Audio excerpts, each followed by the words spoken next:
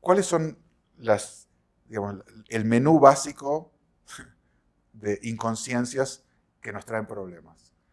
La primera y fundamental diría que es no tener claro qué queremos, no tener un objetivo. Como cuando algo nos parece mal, tenemos la idea de que, bueno, no quiero que esto esté mal y tenemos un objetivo negativo. Quiero que de esto deje de estar mal. Quiero hacer algo que no sea malo. Pero eso no alcanza. Para poder tener energía como una batería, necesitamos un polo positivo y un polo negativo. El polo negativo ya lo tenemos, es una realidad insatisfactoria. Pero inmediatamente tenemos que desarrollar un polo positivo. Por eso la primera pregunta de coaching es siempre, ¿qué te gustaría que pase? ¿Qué te gustaría en vez de lo que hay? Y es una pregunta tan obvia, pero tan obvia, y sin embargo, el 90% de las veces el coachee se siente sorprendido, el cliente, el coachee es la persona que está recibiendo coaching, se siente sorprendido por esto. Porque dice, ¿cómo? Bueno, no, que tengo un problema porque mi jefe me da mucho trabajo. ¿Y a ti qué te gustaría? Bueno, me gustaría no tener problema. No, pero ¿cómo sería el mundo si no tuvieras el problema? Y ya eso es un pattern interrupt, eso interrumpe el patrón, que es decir, no, esto no lo quiero. Ahora, como coach, uno no niega eso, está bien, es cierto que esta es una situación desagradable y no la quieres, pero con eso no alcanza. Eso es como en el Zen, que hay un koan que dice, ¿cuál es el sonido de una mano aplaudiendo? Como, medio incomprensible. Bueno, la idea es que no hay sonido de una mano aplaudiendo. El sonido siempre viene de dos. Entonces, una mano es esto no me gusta.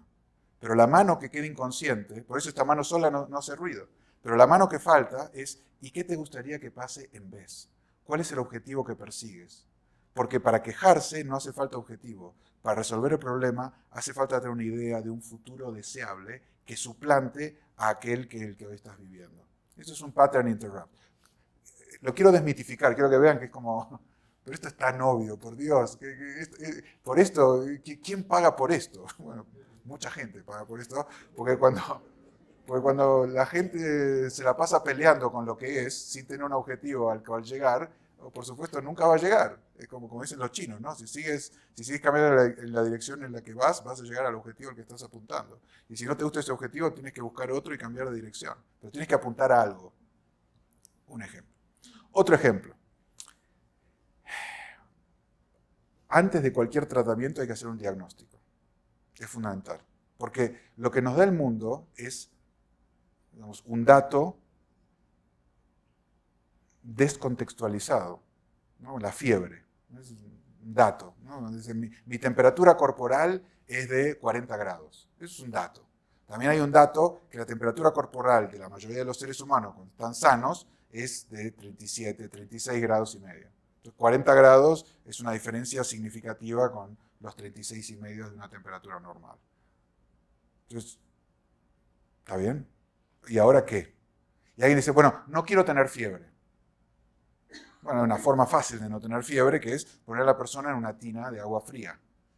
Eso le va a bajar la fiebre. ¿Cuál es el problema? ¿Cómo? ¿Que es una molestia? Ah, bueno. Bueno, no va a la causa. ¿Cuál es el verdadero objetivo? No es no tener fiebre. ¿Cuál es el verdadero objetivo? Estar sano, curarme. Hay algo que me está provocando la fiebre.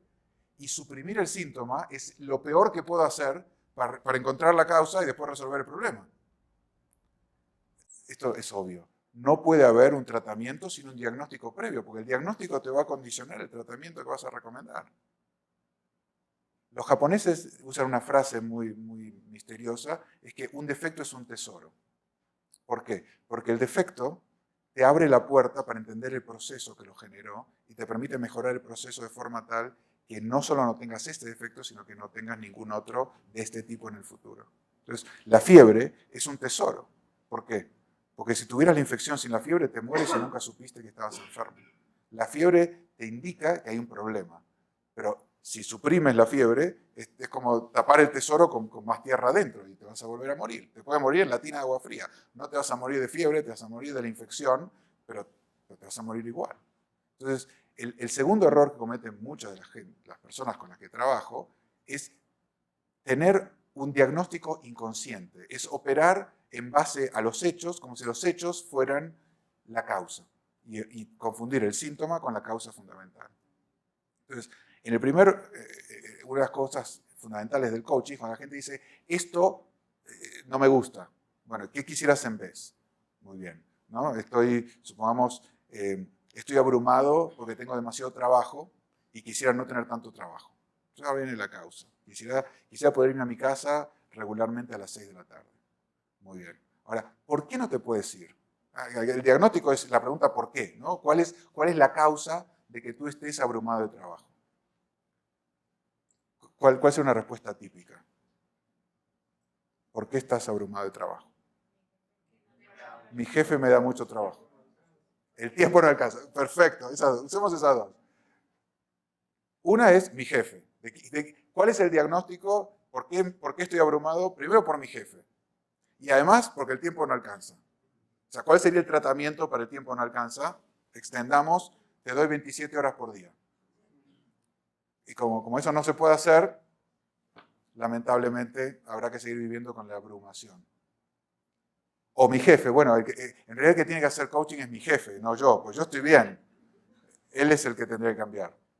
Entonces, esto es lo que en mi libro, en todas mis charlas, llamo la filosofía de la víctima. Es que nuestra primera tentación es presentarnos como víctimas de circunstancias que están fuera de nuestro control.